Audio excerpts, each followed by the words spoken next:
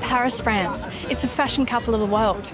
Walk down any street and you'll see looks lifted straight from Vogue. And it's making me feel chopped. All my outfits are fugly and my lifelong fear of being unfairly judged on my appearance is peaking.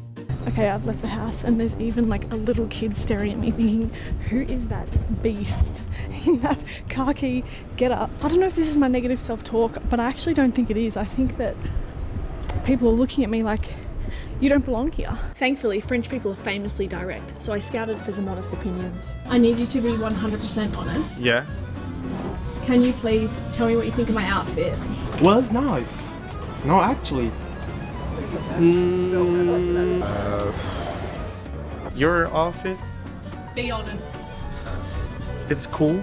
This is just like really organic style, you know? I wasn't convinced these chic Parisians were being honest with me, so I headed to a restaurant in the Fitzroy of Paris to see how long it would take me to get a table.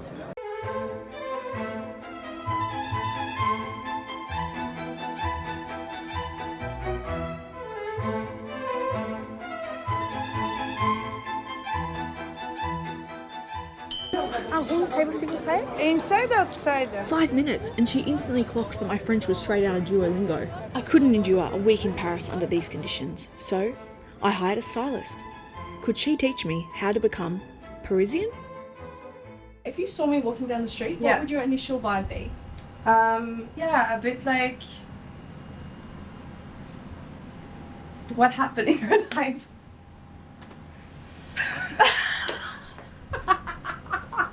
What did happen in my life? Where did she come from? Botswana. But I needed the Paris Girl 101, starting with bags. I've prepared a little bit of what's typically in the French girls' bags. Little clip, like you can quickly just pop your hair up. Wired headphones, but it's something that the French girls never stopped using. Lipstick, but just a really good like reddish lipstick that you firmly put on with your finger and never apply like this so it gets like harsh. And then you can use it on your cheeks. Instead of being on the phone all the time, they read. Is that performative or real? It's real. It's not Jacob Elordi style, no. Sorry, Australia. It was time to say goodbye to Robert Owen and hello to Parisian chick.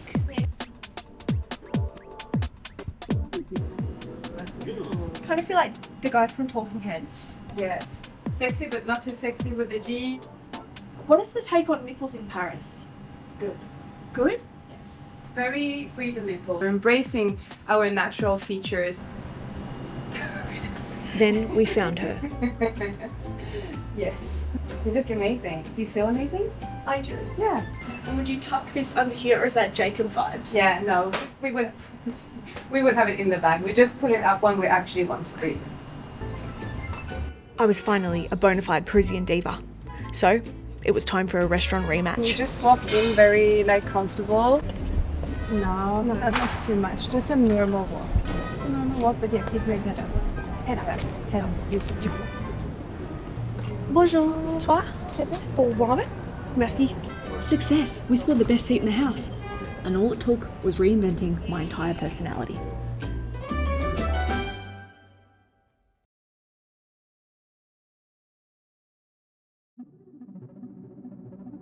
I think Berlin is always thirsty for the weird and the strange. The city offers a lot of beautiful stuff. Like be whatever you want to be here and be whatever creature you want to be.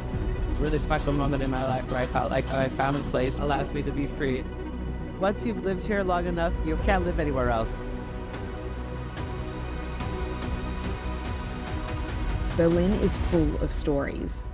But no matter where I started, every conversation seemed to circle the same drain. For years now, Berlin has been a queer utopia and a place where a blue bunny playing the violin is the most normal thing ever.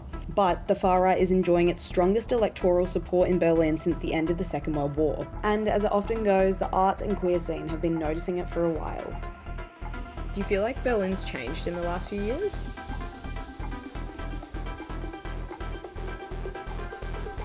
Here in Berlin, it changed its way a lot. I think it's shifting a lot. You step out of your house and then you constantly have to look over your shoulder. There is this queer bar called Tipsy Bear and they've been attacked multiple times. See it yourself. The world we are living in is quite fucked somehow. People have burned their queer flag outside or even come into the venues and pepper spray the bar staff. I think the violence lies in politics, you know? There's been more attacks on like my friends and my people just walking around Berlin. One of our good regulars, but also longtime friends, was attacked in Berlin because openly being gay. Everyone was saying things were changing. Everyone could feel violence on the rise. So I wanted to find somebody to ask why. It's hour 3 of walking the streets looking for far right. It is looking very unpromising. I'm in some abandoned Stasi buildings. I'm worried that if I see one, I'll be like, yes, it's an abandoned lot. This would be where I would find it, and it's not here. So, and despite the fact that everybody's saying it's everywhere, I have not seen one thing. Still, no swastikas. Believe it or not, I don't know if this can even be broadcast on national TV. Probably not. So after hours of looking through stickers and posters and graffiti to find anything that signified the far right's presence, I thought I might as well just come out and ask for it. For a group who fights so loudly for what they want, why couldn't I see them in the open? I've been looking everywhere, but I can't see it. See what? Nazis? I can already hear it. Why did you spend 10 days in Germany making a film about something you're not even going to show us? Or about people you couldn't even interview? Things that seemingly aren't even there. Because sometimes there's an invisibility to things that are too cowardly to stand in the light. But a lack of presence isn't invisibility. The mind goes very quickly to, well, I didn't see it, so it's not my problem. The absence of visible evidence doesn't mean absence. If we can only fight the things that we can see, what do we do with the things that hide? What do we do when something is so actively bubbling beneath the surface? How do you fight something you can't see? Things don't have to be visible to be real. Everyone knows that Berlin wasn't built on a volcano, but it was built on top of history, ruins, and survival. The thing about volcanoes is that by the time everyone can see them, it's usually too late. The hard part is figuring out what's bubbling beneath the surface before it erupts. Do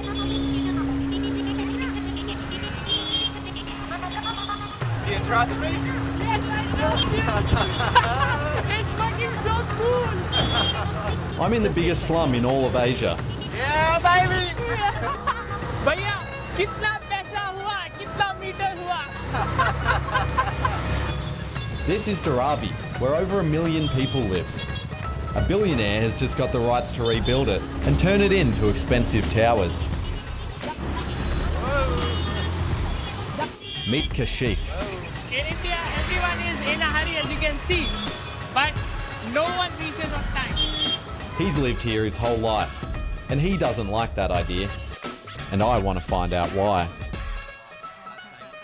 Here they have a saying, you get to know a man not in his home, but in the streets.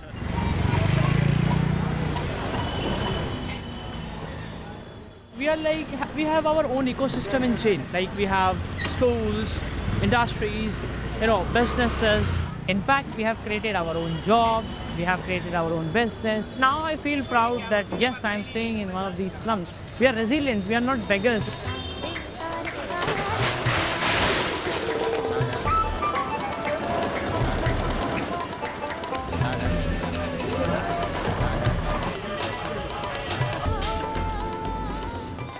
You know what? Let me take you to a place, a very best place for lunch. I hope your tummy is good. I've got the safest tummy in India. I'm sure I could do it. Well, I want to do it though. Yeah. You have no option. Assume like a worker in India here, because they do not have option, then they have to do that work. So you also don't have option, you have to do this work. Why are you so goddamn fucking convincing? Just get it. Just grab a chicken. Yes, just grab any live chicken. By the legs? Yes. Just do it. Put it hard.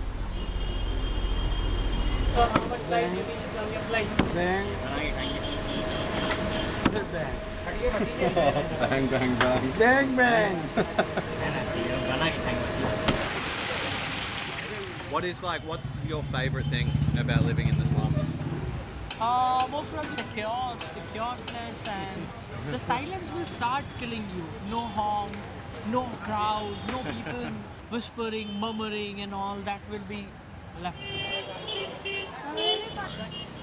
Assalamu alaikum. He is one of my cousin brother. Assalamu alaikum. He is going for prayer and he is one of my cousin again. Assalamu alaikum. अरे कुछ नहीं, वो खाली छोटी clip बना रहे बस, कुछ उससे हो गया.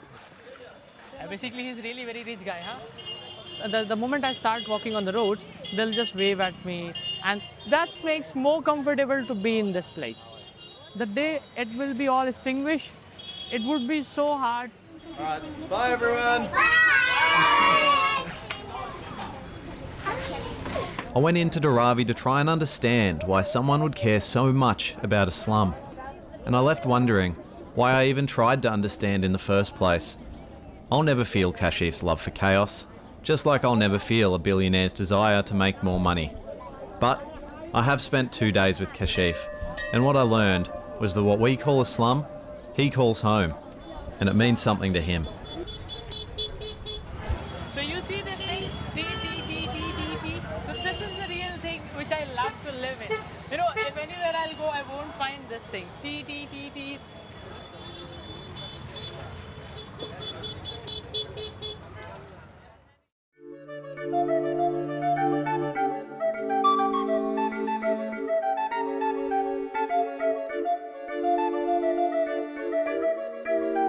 I'm Ingrid. I'm Ethan. And we like to bird. One of the things that I told Ethan about on our first date was that I was a birder. And he kind of picked up on that, and I think he wanted to impress me, show me that he was interested in me. And Still trying. he kind of It was our second or third date together, and I was trying desperately to tie the birding thing in. And I had seen, like 4 months before, snowy egrets at this park. And this was in February, and he mentioned a bird you'd never see in February in Maine, and said, I'll take you to see that bird. And I thought, well, I kind of don't think so. She knew the egrets weren't going to be there, but she humored me, and we had a great time. We were at that point in a relationship where if she had asked me to jump off a cliff, I would have jumped off a cliff. In 2024, we did a lower 48 state big year. A big year is an unofficial contest that all birders know exactly what the record is, where you try to identify as many species of birds in a calendar year within a certain geographical area. Every year you kind of say, how many birds can I see this month? How many birds can I see this year? And our big year was the lower 48, so we did not do Alaska and Hawaii. When we did our lower 48 big year, we weren't setting out to set a record. But as time went on, I forget when it was that was it March? We ended up in the top 10 probably by the end of March. The 700 number was this magical number that I think as of like 2018, only like 12 people had ever done. It became more about, can we get 700 birds? Because that's kind of, for lack of a better word, big year royalty, level. So we ended up with 708 birds in the end. We love spending time with each other. I mean, one of the questions people always ask us, did you guys bicker? And you know, I have to say, yeah, sometimes we might get a little irritated with each other, but very, very rarely did we ever argue about anything on the big year. We visited some really good friends of ours in Florida, and they said, do you hate each other yet? And we really kind of went, no, because everybody said there's nothing that's going to make you at each other's throats than doing this, but it really didn't happen. I would say just, you know, you have to be willing to really listen to each other, problem solve together, negotiate, say you're sorry when you screw up, because you do. You know, growing from the different experiences that you have when things go really well, and probably even more so when they don't go well. We had an opportunity to do this, and we took advantage of that opportunity. Embrace things when you can do it, because, you know, 10 years from now, we may not have been able to do it for one reason or another. Do things when you can do them, because, You know, you never know what's going to happen tomorrow.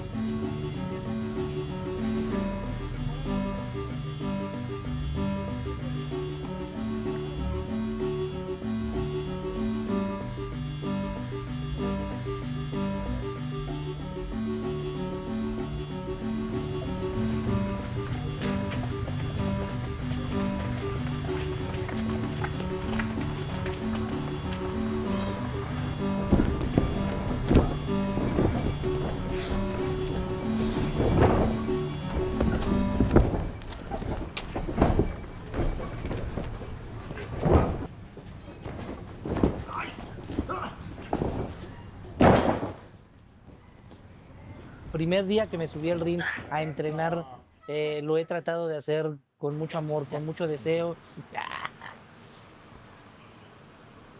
Como decimos nosotros en nuestro ámbito, bendita lucha libre. Lo que espero que yo quisiera durar muchos años más, pero yo quisiera también durarle a mi hija, a mi esposa, a mí mismo. Quiero estar en un estado de salud bien, tranquilo, que no me duela nada.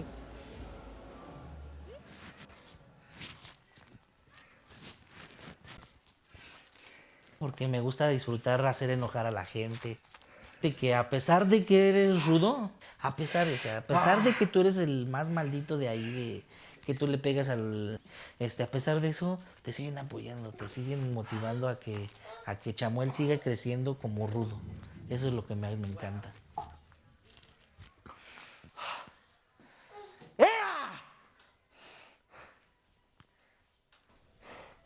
Esta noche ganamos. ¡Lleguen a sus manos allá arriba!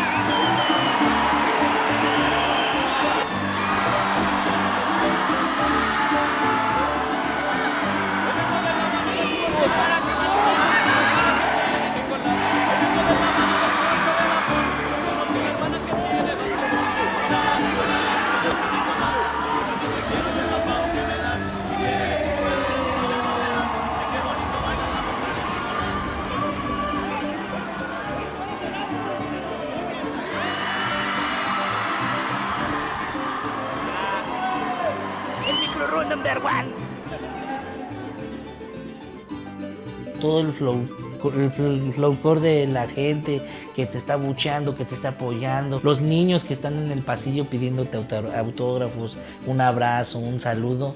O sea, eso es lo máximo, es lo más maravilloso que me puede pasar, a pesar de todo, de salir de mi casa y viajar largos trayectos y kilómetros y llegar a un lugar donde no conoces a la gente, pero a pesar de eso reciben a Chamuela.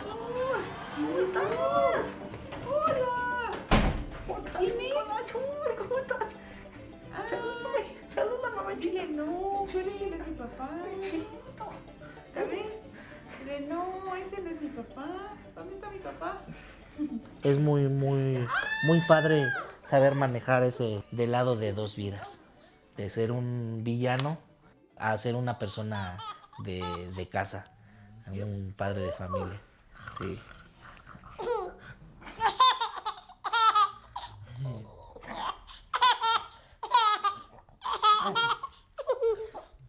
¿Ya? ¿Ya? ¿Ya?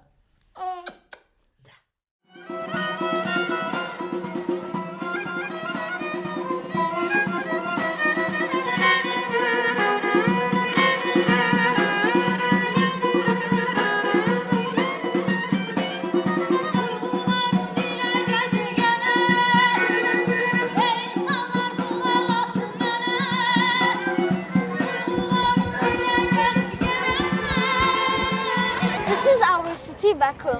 Baku's wonderful city. Tonight is a big concert and we hope you enjoy it. It will be for our fathers also. What would your dads do if they were in the audience? They will shout, woo-hoo. Michael Jackson. This is Lego that I made. And let's come to upstairs. What's upstairs? This is museum of my dad. This is my dad's mannequin. And it looks like a real. He's very tall. Yes, yes. Is this his real height? No. He is much bigger. Even bigger? Yeah. Cool. He knows I'm loving gymnastics. He was always dancing with me. When I'm dancing, I'm closing my eyes and thinking that my father is in my eyes. I'm practicing all day to do the show. I'm so excited. If I will meet my father, I will say to him, I love you, I miss you, and be with me. The recent conflict in Azerbaijan left a generation of children without fathers. Some inherited stories, others inherit memories.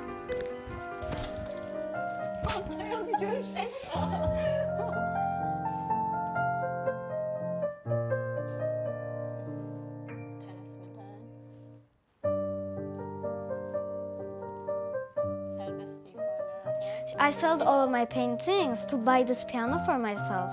When I play piano, I relax. Do you think your father would be proud of you playing piano now? Yes, for sure. We all miss my dad and we all wish that he was still alive with us. Xüsusi təyinatçıların formasıdır, multikamdır. Vətən müharibəsi qəhrəmanı Rəşad Abdullayevin çox açıq saxlamırıq. Çünki onun gedəndə hələ də qoxusu üzərində qalıb deyə biz bunu şüşəli eləmişik ki, mən onu düşünmüşəm, şüşəli olsun ki, qoxu üzərində qalsın. I made him a promise that I would become a dentist one day when I grow up. When I was small, my teeth were broken because I fell on a rock, like stone floor, and because of that, I need brackets. That's why I promised my dad to be a dentist one day. I wish we could share one more meal with him. What would you say to your dad if you could go back and speak to him? I would say I miss you and I love you.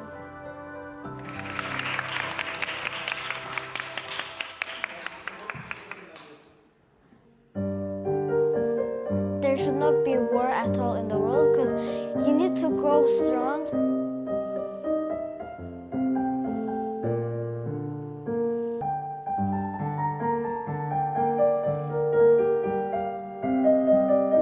Children can grow safely and healthier. Like, the world needs to be peaceful for us to grow more.